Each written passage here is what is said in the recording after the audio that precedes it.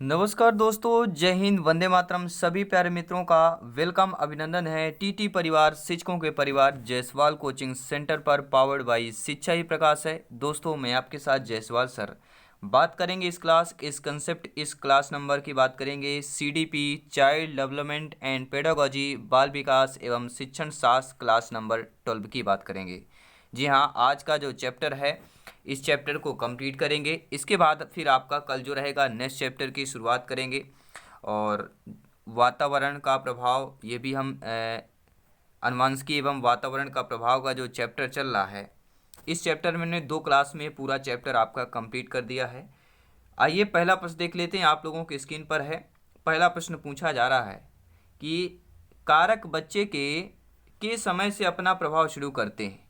जो कारक होते हैं बच्चे के विकास के समय से अपना प्रभाव शुरू करते हैं। वृद्धि के समय से, गर्भाधान या प्रारंभिक वर्ष, पुरुष XY, महिला XX या XY लड़का, XX लड़की, पिता XY, माता XX या लड़का XY, लड़की XX। यहाँ पर दिए गए 4 बेहतरीन लाजवाब आपके ऑप्शन दिए गए हैं। आपका राइट ऑप्शन क्या होगा? राइट ऑप्शन हम किसकी बात करेंगे? सभी कमेंट करेंगे। राइट ऑप्शन नंबर सी की बात कर रहे हैं। अगला प्रश्न, दूसरा प्रश्न दोस्तों स्क्रीन पर दिया गया प्रश्न यह है कि निम्नलिखित में से कौन सा विकार एक अतिरिक्त 21वें गुणसूत्र के कारण होता है? 4 बेहतरीन ऑप्शन है। फेनिलकीटोनुरिया, डाउन सिंड्रोम, टर्नर का सिंड्रोम या दनाती कोशिका अरक्तता, या जिसे हम सिकेल तेल इनीमिया कहते हैं। राइट ऑप्शन क्या होगा? आपका कमेंट, आपका फीडबैक, आपका ओपिनियन शर्मान है, क्योंकि हर एक क्लास, हर एक सेशन आपके सिलेबस के अकॉर्डिंग है, आपके न्यू एग्जाम पैटर्न के अकॉर्डिंग है। तो राइट ऑप्शन क्या हो जाएगा? डाउन सिंड्रोम की बात करेंगे, बी ऑप्शन करेक्ट हो जाएगा। तीसरा प्रश्न दिया गया दोस्तों स्क्रीन पर दिया गया है कि किसी की आनुवांशिकता के समय पर निर्धारित की जाती है। परिपक्वता निर्धारित की जाती है, गर्भधारण, विकास या जन्म किया जाता है। सभी कमेंट करेंगे जिनका सपना है गवर्नमेंट टीचर बनना। सभी का वेलकम, अभिनंदन है। किसकी बात कर रहे हैं? गवर्नमेंट टीचर की बात कर रहे हैं। किसी की आनुवंशिकता के समय पर निर्धारित की जाती है, वह कहलाता है, ऑप्शन नंबर बी की बात करेंगे। किसकी बात कर रहे हैं? ऑप्शन नंबर बी, गर्भधारण की बात कर रहे हैं। 4 नंबर प्रश्न दिया गया है। क्या है प्रश्न? कि प्राकृतिक पर्यावरण में सम्मिलित होता है। प्राकृतिक कल्चर इन्वायरमेंट में क्या कंबाइंड होता है, क्या सम्मिलित होता है? वंशानुक्रम, जैव अजैव, परिवार या पशु की बात करेंगे। सभी पैरामीटर कमेंट करेंगे। और जिन्होंने एक बार वीडियो को लाइक नहीं किया, लाइक अवश्य कर लीजिएगा, फीडबैक कीजिएगा। तो नेचुरल या प्राकृतिक पर्यावरण में सम्मिलित क्या होता है? तो जैव और अजैव सम्मिलित होते हैं। बी ऑप्शन सही हो जाएगा, करेक्ट आंसर हो जाएगा। फीडबैक जरूर करना है। और 25+ आज हम क्वेश्चन करेंगे। जी हाँ, क्योंकि ये कंसेप्ट जो है अनुवांशिकी एवं वातावरण का प्रभाव का, ये जो चैप्टर हम आज क्लियर करेंगे। टोटल यहाँ पे 50+ क्वेश्चन हमने इस चैप्टर से कंप्लीट कर लिया, ऑब्जर्व किया। 5वां प्रश्न आपका स्क्रीन पर दिया गया है कि आनुवंशिकता और पर्यावरण की भूमिका के बारे में निम्नलिखित में से कौन सा कथन सत्य होगा? किसकी बात करेंगे? आनुवंशिकता और पर्यावरण की भूमिका के बारे में कथन आपको बताना है कि विकास से कुछ पहलू आनुवंशिकता और कुछ अन्य पर्यावरण से अधिक प्रभावित होते हैं। सीखने और प्रदर्शन की एक बच्चे की क्षमता जीनों द्वारा पूरी तरह से निर्धारित की जाती है। या ऑप्शन नंबर सी, अच्छे देखभाल और पौष्टिक आहार बच्चे के किसी भी जन्मजात विकार को दूर कर सकता है। या पर्यावरण केवल बच्चे के भाषा विकास में महत्वपूर्ण भूमिका निभाता है। तो राइट ऑप्शन क्या होगा? हम किसकी बात कर रहे हैं? आनुवंशिकता और पर्यावरण की भूमिका के बारे में बात कर रहे हैं। तो दोस्तों यहाँ पे आप लोगों का राइट ऑप्शन क्या हो जाएगा? वह होगा विकास के कुछ पहलू आनुवंशिकता और कुछ अन्य पर्यावरण से अधिक प्रभावित होते हैं। According two questions, right option number first option सही हो जाएगा। 6वां प्रश्न क्या दिया गया? आप लोगों की स्क्रीन पर दिया गया है। प्रश्न क्या पूछा जा रहा है? प्रश्न यह पूछा जा रहा है कि मानव विकास के संदर्भ में आनुवंशिकता तथा पर्यावरण की भूमिका के बारे में कौन सा कथन सही होगा? परिवेशी प्रभाव पूर्ण रूप से एक व्यक्ति के विकास को निर्धारित करता है। मानव विकास को ना तो आनुवंशिकता और ना ही पर्यावरण प्रभावित करते हैं। आनुवंशिकता एवं पर्यावरण दोनों एक जटिल पारस्परिक क्रिया के रूप में मानव विकास को प्रभावित करते हैं। या व्यक्तिगत विभिन्नताओं का एकमात्र कारण आनुवंशिकता हो जाएगा। तो राइट ऑप्शन क्या होगा?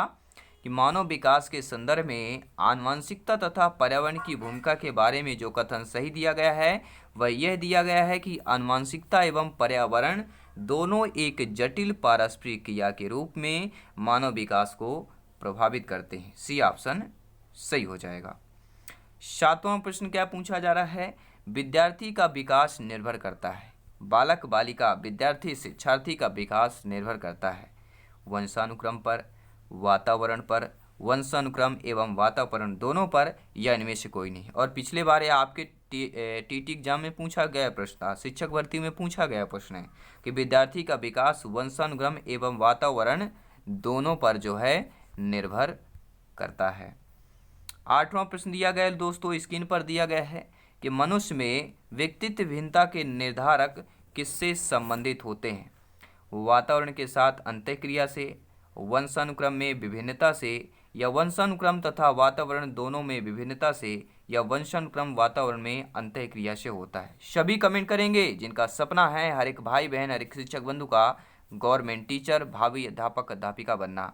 मनुष्य में व्यक्तित्व भिन्नताओं का निर्धारक किससे संबंधित होता है? तो आपका जवाब होगा, हम किस ऑप्शन की बात करेंगे? ऑप्शन नंबर डी की बात कर रहे हैं, वंशानुक्रम एवं वातावरण में अंतःक्रिया की बात कर रहे हैं। 9वां प्रश्न दिया गया है कि वंशानुक्रम तथा वातावरण के संबंध का व्यक्ति की वृद्धि पर प्रभाव निम्न में से किसके अनुसार होता है? वंशानुक्रम व्यक्ति को प्रभावित करता है, वातावरण व्यक्ति को प्रभावित करता है, वंशानुक्रम वातावरण व्यक्ति को प्रभावित करता है, या वंशानुक्रम वातावरण व्यक्ति को प्रभावित करता है। तो वंशानुक्रम तथा वातावरण के संबंध में व्यक्ति की जो वृद्धि और पर प्रभाव का एक अनुसार होगा वह यह होगा कि वंशानुक्रम वातावरण व्यक्ति को प्रभावित करता है। डी ऑप्शन सही हो जाएगा। अगला प्रश्न दिया गया है, मानव जाति में वे कौन से व्यक्तित्व निर्धारक तत्व होते हैं जो मानव जाति की विविधता को बताते हैं? पर्यावरण का अंतर, आनुवंशिकता का अंतर, या आनुवंशिक व पर्यावरण को अंतःक्रिया, या इनमें से कोई नहीं। सभी कमेंट कीजिएगा, सभी फीडबैक कीजिएगा, राइट ऑप्शन क्या होगा? हम ऑप्शन नंबर सी की बात करेंगे। मानव जाति की आनुवंशिकता एवं पर्यावरण को अंतःक्रिया को निर्धारित तत्व होते हैं जो मानव जाति की विविधता को बताते हैं। सी ऑप्शन सही हो जाएगा। अगला प्रश्न क्या पूछा जा रहा है? आप लोगों की स्क्रीन पर दिया गया है प्रश्न, बहुत ही इंपॉर्टेंट लाजवाब है क्योंकि सिलेक्शन यहाँ पर 101% श्योर एंड प्योर है, क्योंकि तैयारी आपके सिलेबस के अकॉर्डिंग लाजवाब चल रही है। तो बालक का विकास परिणाम है, जो बालक का विकास होता है वह किसका परिणाम होता है? वंशानुक्रम, वातावरण, या वंशानुक्रम तथा वातावरण की अंतः प्रक्रिया का, या आर्थिक कारकों का। तो बालक का जो परिणाम होता है दोस्तों वह वंशानुक्रम तथा वातावरण की अंतः क्रिया का होता है। सी ऑप्शन सही हो जाएगा। अगला प्रश्न दिया गया है कि मानव विकास किन दोनों के योगदान का परिणाम है? अभिभावक एवं अध्यापक का, सामाजिक एवं सांस्कृतिक कारकों का, वंशक्रम एवं वातावरण का, इनमें से कोई नहीं। तो मानव विकास किन दोनों के योगदान का परिणाम कहलाता है?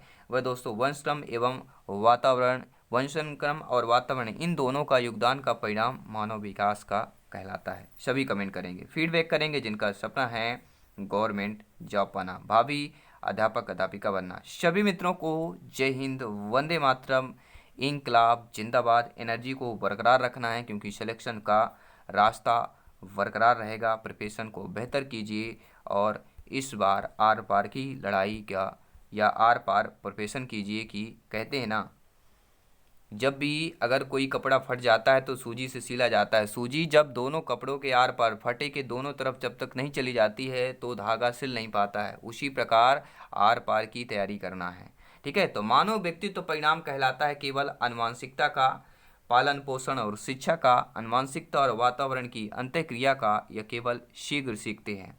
तो मानव व्यक्तित्व जो परिणाम है वह आनुवंशिकता और वातावरण की अंतःक्रिया का है। और चैप्टर आपका चल रहा है आनुवंशिकता और वातावरण का प्रभाव। सभी जानते समझते हैं, आप लोग ज्ञानी सेवक व्याख्याता लोग हैं। जयसवाल सर आप सभी को नमन करते हैं, स्वागत करते हैं। अगला प्रश्न दोस्तों स्क्रीन पर दिया गया है कि एक 6 वर्ष की लड़की खेल कूद में असाधारण योग्यता प्रदर्शन करती है। उसके माता पिता दोनों ही खिलाड़ी हैं, उसे नित्य प्रशिक्षण देते हैं। बहुत संभव है कि उसकी क्षमताएं निम्नलिखित दोनों के बीच परस्पर प्रतिक्रिया का परिणाम होगी। परस्पर किस प्रतिक्रिया का परिणाम होगी? तो वह होगी आनुवंशिकता और पर्यावरण का। उसके माता पिता की आनुवंशिकता और उसका जो शिक्षा मिल रही है, इन्वायरमेंट है, उसका होगा। तो डी ऑप्शन सही हो जाएगा। 15वां प्रश्न क्या दिया गया आप लोगों की स्क्रीन पर है। प्रश्न यह पूछा जा रहा है, प्रश्न क्या दिया गया स्क्रीन पर ध्यानपूर्वक समझिएगा और ध्यानपूर्वक आपको आंसर भी करना है, फीडबैक भी करना है कि बच्चे के विकास में आनुवंशिकता और वातावरण की भूमिका के बारे में कथन आपको बताना है। तो बच्चे के विकास में आनुवंशिकता और वातावरण की बात कर रहे हैं। देखिए, आनुवंशिकता और वातावरण दोनों एक बच्चे के विकास में 50.50% योगदान रखते हैं। या समवयस्कों और पितृक या जीन्स का सापेक्ष योगदान योगात्मक नहीं होता। या आनुवंशिकता और वातावरण एक साथ आपका परिचालित नहीं होते हैं। या ऑप्शन नंबर डी आपका दिया गया है कि सहम रुझान वातावरण से संबंधित है, जबकि वास्तविक विकास के लिए आनुवंशिकता जरूरी है। देखिए दोस्तों, आनुवंशिकता और वातावरण की भूमिका के बारे में बच्चे का विकास का सही ऑप्शन होगा कि समवयस्क या पितृक के जो जीन्स का सापेक्ष योगदान योगात्मक नहीं होता है। बी ऑप्शन करेक्ट हो जाएगा। 16वां प्रश्न दिया गया है, कोई भी डाउट हो कमेंट करें, फीडबैक करें, लेकिन डाउट क्लियर होने के बाद ही कमेंट करें। बहुत सारे ऐसे होते हैं कि हो सकता आपने रॉन्ग आंसर पढ़ा हो, ठीक है, आपका करेक्ट आंसर हो, फिर भी आप वही कमेंट कर देते हैं। तो पहले आप एक जांच परख लीजिए, क्या हम जो कमेंट कर रहे हैं क्या वह सही है कि नहीं है, ठीक है। इसके बाद कमेंट करें, फीडबैक करें। बिल्कुल स्वागत, अभिनंदन है, आपका कमेंट सर्वमान्य है। बात करेंगे 16वें प्रश्न की कि मानवीय विकास में आनुवंशिकता एवं परिवेश की भूमिका के संदर्भ में कौन सा कथन समुचित होगा। समुचित मतलब होना, इससे बिल्कुल मेल खाना चाहिए, इससे संबंधित कथन होना चाहिए। मानवीय विकास में आनुवंशिकता एवं परिवेश की भूमिका के संदर्भ में होना चाहिए। तो विकास के विभिन्न क्षेत्रों में आनुवंशिकता एवं परिवेश का सापेक्ष प्रभाव परिवर्तनशील है। यह भारत सरकार की विभेदात्मक क्षति पूरकता संबंधी नीति मानवीय विकास में प्रकृति की भूमिका पर आधारित है।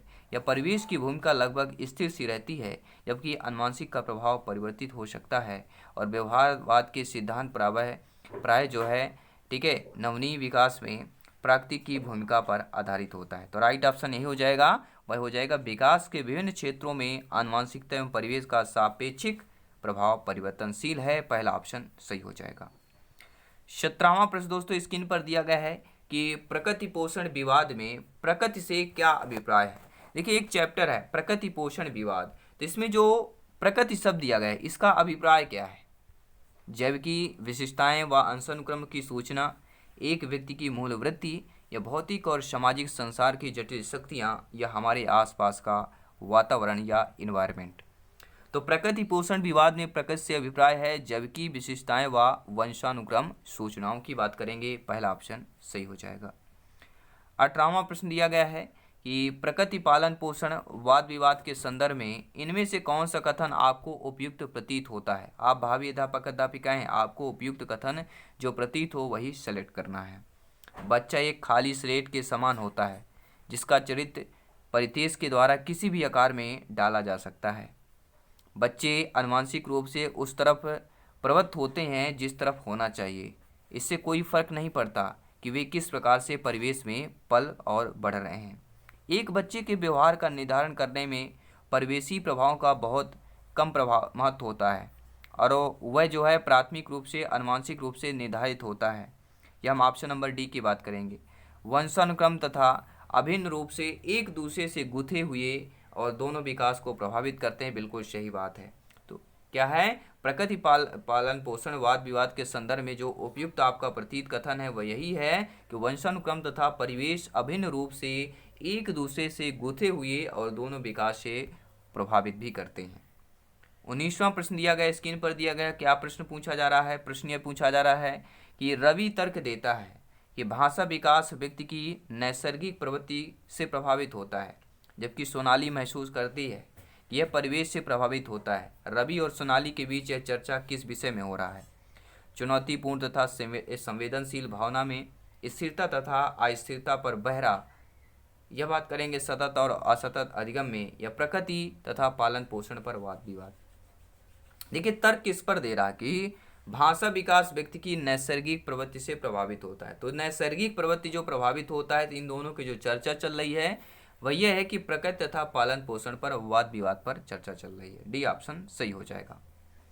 अगला प्रश्न दिया गया है कि किसी व्यक्ति को आकार देने में वातावरण के घटकों की कोई भूमिका नहीं होती है। क्योंकि प्रत्येक व्यक्ति की वृद्धि उसकी अनुवांशिक संरचना से निर्धारित होती है। ये कथन कैसा होगा? देखिए, समझने वाली बात यह, किसी व्यक्ति को आकार देने में वातावरण के घटकों की कोई भूमिका नहीं होती, ऐसा तो हो नहीं सकता, क्योंकि प्रत्येक व्यक्ति की वृद्धि उसकी आनुवंशिक संरचना में निर्धारित होती है। तो ये कथन जो है कैसे कहलाएगा? तो ये कथन सभी लोग जानते हैं, ये कथन हमारा ठीक नहीं है, क्योंकि बहुत से शोध यह सिद्ध करते हैं कि विकास में वातावरण का बड़ा प्रभाव पड़ता है, जबकि यह कथन कर रहा है किसी व्यक्ति को आकार देने में वातावरण के घटकों का कोई भूमिका नहीं है। तो ये कथन आपका असत्य हो जाएगा।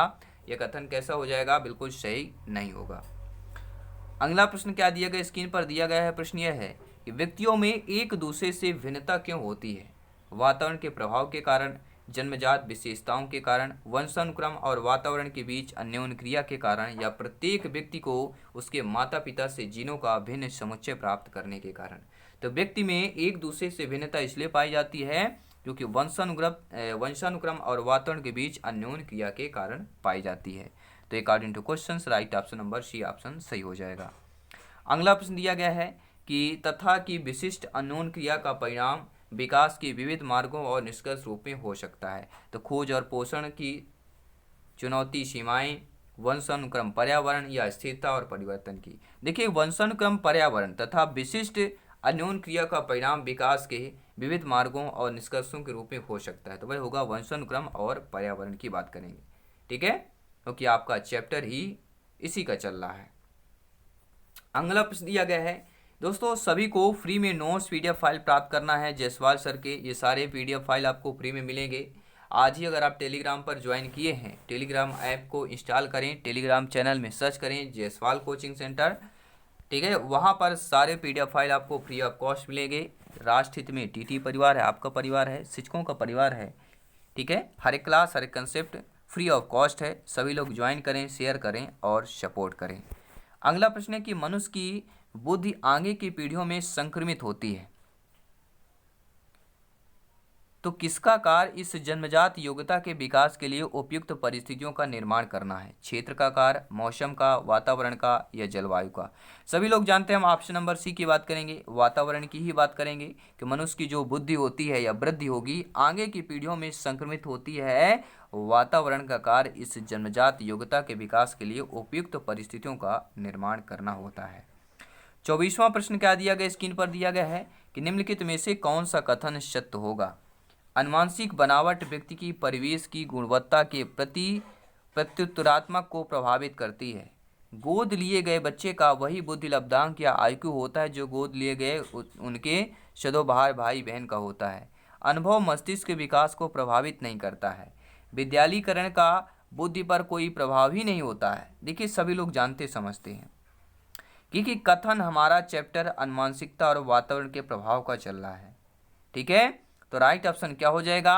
वह होगा आनुवंशिक बनावट की व्यक्ति की परिवेश की गुणवत्ता के प्रति प्रत्युत्तरात्मक को प्रभावित करती है।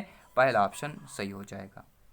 25वां प्रश्न दिया गया है कि प्रकृति पोषण विवाद निम्नलिखित में से किससे संबंधित है? व्यवहार एवं वातावरण, वातावरण एवं जीव विज्ञान, वातावरण एवं पालन पोषण, आनुवंशिकी एवं वातावरण की बात करेंगे। तो प्रकृति पोषण विवाद दोस्तों यह किससे संबंधित है? यह आनुवंशिकी एवं वातावरण से संबंधित हो जाएगा। अगला प्रश्न है, 2-3 प्रश्न इनको भी कंप्लीट करते हैं। बच्चों के व्यवहार को समझने के लिए विद्यार्थियों के घर के वातावरण का महत्वपूर्ण स्थान है तथा इससे प्राप्त सूचना को प्रभावशाली शिक्षा शास्त्र के निर्माण में जोड़ा जा सकता है, और यह तथ्य अधिगम के किस सिद्धांत से संबंधित है? रचनावादी, सामाजिक रचनावादी, व्यवहारवादी, या पारिस्थितिकवादी की बात करेंगे। किसकी बात कर रहे हैं? देखिए, बच्चों के व्यवहार की बात करेंगे, ठीक है। तो व्यवहार को समझने के लिए विद्यार्थियों के घर के वातावरण का महत्वपूर्ण स्थान होता है। इससे प्राप्त सूचना को प्रभावशाली शिक्षा शास्त्र के निर्माण में जोड़ा जा सकता है। यह तथ्य जो है अधिगम के पारिस्थितिक सिद्धांत से संबंधित हो जाएगा। अगला प्रश्न दिया गया है कि क्या बच्चे इसलिए भाषा जिद करते हैं क्योंकि उनमें आनुवंशिक रूप से ऐसा करने की पूर्व प्रवृत्ति होती है, या उनके माता पिता प्रारंभिक अवस्था से ही उन्हें गहन रूप में सिखाते हैं? यह प्रश्न आवश्यक रूप से दर्शाता है, क्या दर्शाता है? कि बच्चों के विकास एक सतत प्रक्रिया है या एक असत प्रक्रिया है।